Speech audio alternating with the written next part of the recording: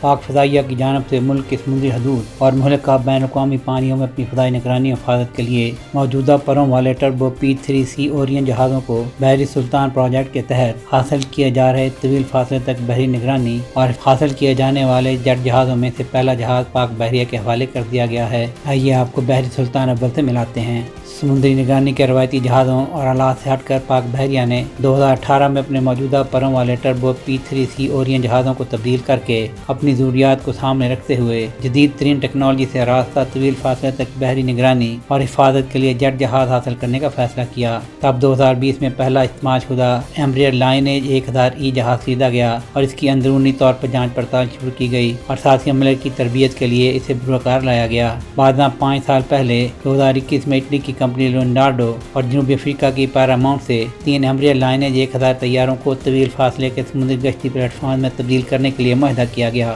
مگر وقت کے ساتھ سمندری نگرانی اور حفاظت کی بڑھتی ضروریات کے پیش نظر پاکستان نیوی نے اپنے فضائی نگرانی کے جہازوں کے مکمل بیڑے کو تبدیل کرتے ہوئے بحری سلطان منصوبے کے تحت 10 جہازوں تک بڑھانے کا فیصلہ کیا ہے۔ پاکستان نیوی نے گزشتہ ماہ کے آخر میں لیونارڈو اور پیراماؤنٹ ایروسپیس سسٹمز کے ذریعے ایمبریج لائنیج 1000 کمرشل جیٹ سے تبدیل ہونے والا پہلا طویل فاصلے تک مار کرنے والا میری ٹائم گشتی طیارہ حاصل کر لیا ہے۔ پیراماؤنٹ ایروسپیس سسٹمز کو ان جہازوں کی تیاری کے علاوہ اس پروجیکٹ کے لیے دیکھ بھال، مرمت اور اوورہال MRO کا کام بھی سونپا گیا ہے۔